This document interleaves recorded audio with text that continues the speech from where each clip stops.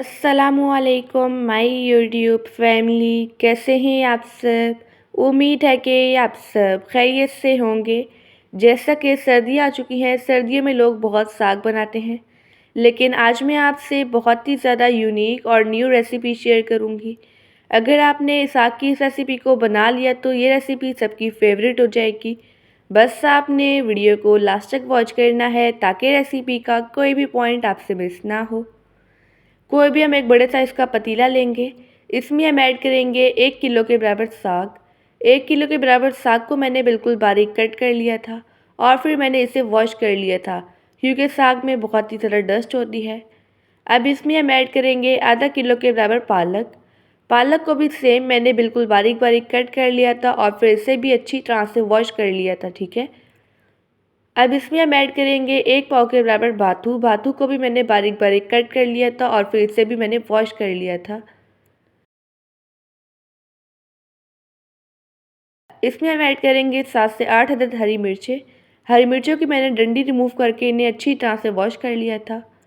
और 1 चाय के चम्मच के बराबर ऐड कर देंगे नमक। नमक आप टेस्ट के अकॉर्डिंग भी ऐड कर सकते हैं। आधा कप के बराबर इसमें पानी ऐड करेंगे। अब इसे हम चूल्हे पर चढ़ा देंगे, बिल्कुल हल्की आंच पर 10 मिनट के लिए कुक करेंगे। 10 मिनट हो चुके हैं। 10 मिनट होते ही एक दफ़ा इसे अच्छी तरह से हम मिक्स कर लेंगे। अगर आपको वीडियो अच्छी लगे तो वीडियो को लाइक कर दीजिएगा और एनबी कुकिंग को सब्सक्राइब भी कर लें। मैं डेली बेसिस पे आपके लिए मज़ेदार सी स्पेशल सी रेसिपीज़ लेके आती हूँ।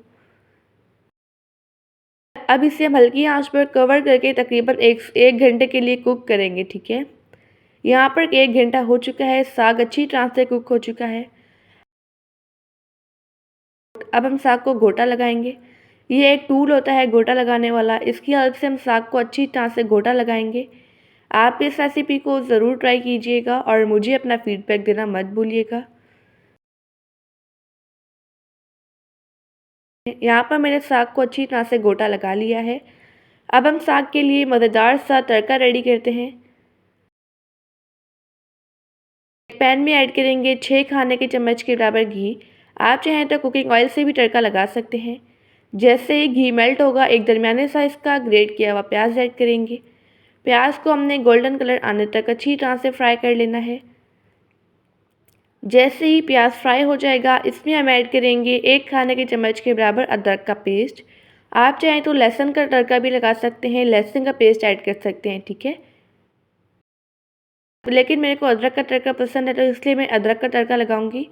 और 1 खाने के चम्मच के बराबर हरी मिर्च का पेस्ट ऐड करेंगे। अब इन्हें हम अच्छी तरह से फ्राई कर लेंगे। यहाँ पर मैंने इसे अच्छी तरह से फ्राई कर लिया है।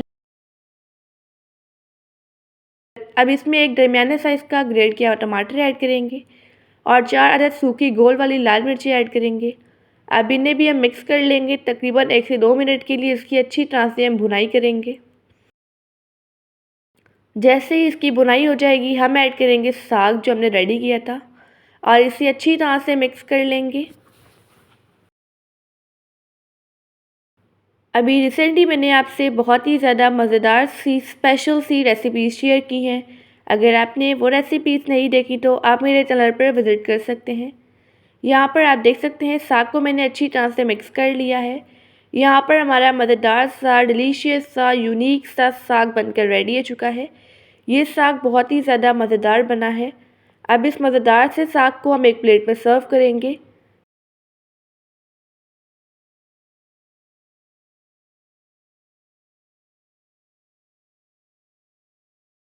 अब इस पर हम डालेंगे मक्खन का 1 क्यूब।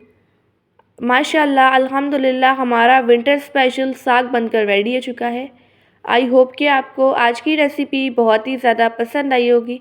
आप सब अपना ढेर सारा ध्यान रखिएगा, मुझे अपनी दुआ में याद रखिएगा। अब मिलते हैं कल किसी नई रेसिपी के साथ। अल्लाह हाफिज़, बाय बाय।